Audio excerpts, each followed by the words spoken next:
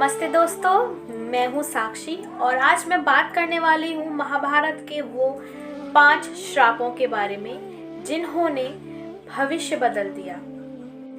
ये वो श्राप हैं जो एक पल की भावनाओं से निकले और उन्होंने पूरे युग में बदलाव कर दिया।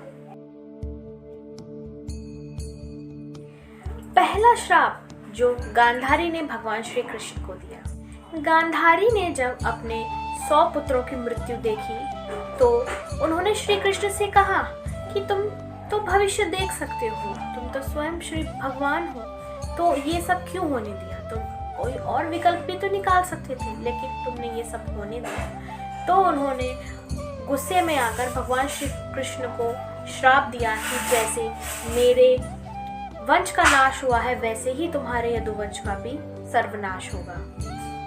और हम सबको पता है कैसे पूरा यदुवंश एक झटके में समुद्र के अंदर समा गया और खुद भगवान श्री कृष्ण भी वन में चले गए और एक तीर से उनकी मृत्यु हो गई। जब उनके पैर में वो तीर लगा उसके बाद उनकी भी मृत्यु हो गई और उन्होंने अपना देह त्याग दिया। अगला श्राप था द्रोणाचार्य के पुत्र अश्वत्थामा को। ऐसा मानते हैं कि जब महाभारत का युद्ध हो रहा था तो एक रात अश्वत्थामा उनके पांडवों के शिविर में गया और उनके बालकों की हत्या कर दी थी। तब श्री कृष्ण ने गुस्से में आकर अश्वत्थामा को श्राप दिया कि तुम अमर रहोगे, तुम पूरे जीवन भर तड़पते रहोगे और तन्हाइयों में तुम अपना जीवन व्यतीत करोगे। तो ये भी कहा जाता है कि अश्वत्थामा आज भी जीवित है और वो कहीं ना कहीं किसी हिमालय के कोने में है और अपना जीवन ऐसे ही व्यतीत कर रहे हैं। और तीसरा श्राप था परशुराम जी ने जो कर्ण को दिया था। वो अपना भेष बदल कर ब्राह्मण बनकर परशुराम जी से शस्त्र सीखने गए थे। ठीक है, उन्होंने सीख लिया, लेकिन एक दिन जब परशुराम जी कर्ण की गोदी में सोए हुए थे तो एक कीड़े ने आकर कर्ण को काट लिया था, लेकिन उन्होंने अपनी पीड़ा को सहा और अपने गुरु की नींद को खुलने नहीं दिया।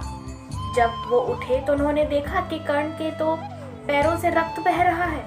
तब उन्होंने बोला कि तुम तो क्षत्रिय हो, तुम ब्राह्मण नहीं हो, तुमने मुझसे झूठ बोला। तो जिस वक्त तुम्हें अपनी विद्या की सबसे ज्यादा जरूरत होगी उसी दौरान उसी समय तुम अपनी विद्या को भूल जाओगे। तो हमने सबको पता है कि महाभारत के युद्ध के समय जब कर्ण का युद्ध अर्जुन से हो रहा था तो उनका रथ दलदल में फंस गया था।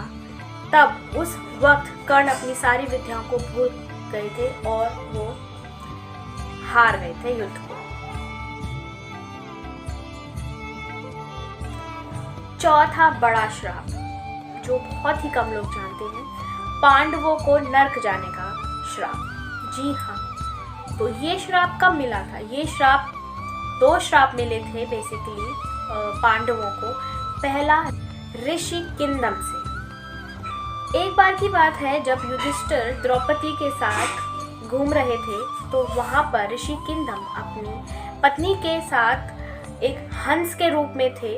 तो वहाँ पे तब द्रौपदी हंस पड़ी थी और ये बात ऋषि को बहुत बुरी लगी। तो उन्होंने उसके बाद युधिष्ठिर ने इस चीज़ को बहुत लाइटली लिया, लेकिन तभी ऋषि ने उनको श्राप दिया कि तुम्हारे सारे भाइयों को और तुम्हारी पत्नी को नरक में जाना पड़ेगा। उसके बाद तुम देह के साथ वहाँ जाओगे और उनकी पीड़ा को देखकर तुमको पीड़ा होगी। तो हम सबको पता है कि 5 पांडवों में से 4 पांडवों को पहले नर्क की प्राप्ति हुई थी, जिसमें से कि युधिष्ठिर देह के साथ स्वर्ग गए थे। तब उन्होंने देखा कि वहाँ इनके एक भी भाई लोग नहीं हैं, तो तब उनको पता चला कि वो पहले नर्क में हैं। तो उन्होंने बोला जहाँ मेरे भाई लोग हैं वहीं मुझे भी जाने की आज्ञा दीजिए। तब फिर वो भी नर्क गए। उनको देखकर उन्हें बहुत पीड़ा हुई। फिर उसके बाद सब थोड़ा सा समय नर्क में बिताने के बाद फिर वो लोग सब स्वर्ग को पधारे। दूसरा श्राप पांडवों को स्वयं द्रौपदी ने दिया था। ये बात तब थी जब उनका चीरहरण हो रहा था, तो सभा में जितने भी पुरुष मौजूद थे उन्होंने सबको श्राप दिया था कि उन्होंने एक स्त्री का अपमान कैसे सह लिया। दूसरा यहाँ श्राप उनको तब लगा था और इसी वजह से पहले उनको नर्क की प्राप्ति हुई थी। पांचवा और आखिरी श्राप फोर्थ वाले पॉइंट से कनेक्टेड है। अभी जो द्रौपदी का चीरहरण हो रहा था, जो सभा में पांडव भी थे, कौरव भी थे, तो इसी वजह से कौरवों को भी नर्क की प्राप्ति हुई थी। और दूसरा, उनके कर्मों की वजह से ऑब्वियस सी बात है, तो कौरवों को भी नर्क की प्राप्ति इसी वजह से हुई थी। और हम सबको पता है कैसे पूरे कौरव वंश का विनाश महाभारत युद्ध में ही हो गया था और उनकी इतनी बुरी हालत जो हो गई थी, इतना बुरा जो उनकी मृत्यु हुई थी, दोनों पीड़ा से गुजरना पड़ा। वो द्रौपदी के श्राप के कारण ही उन्हें इस पीड़ा से गुजरना पड़ा। ये सब श्राप हमें एक ही बात सिखाते हैं कि हर कर्म का परिणाम होता है, चाहे वो अच्छा हो या बुरा।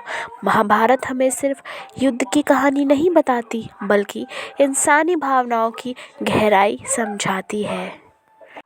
तो होप करती हूँ आपको मेरी वीडियो अच्छी लगी हो। अगर आपको मेरी वीडियो अच्छी लगी हो तो प्लीज़ वीडियो को लाइक कीजिएगा, चैनल को सब्सक्राइब कीजिएगा। Till then see you, bye bye.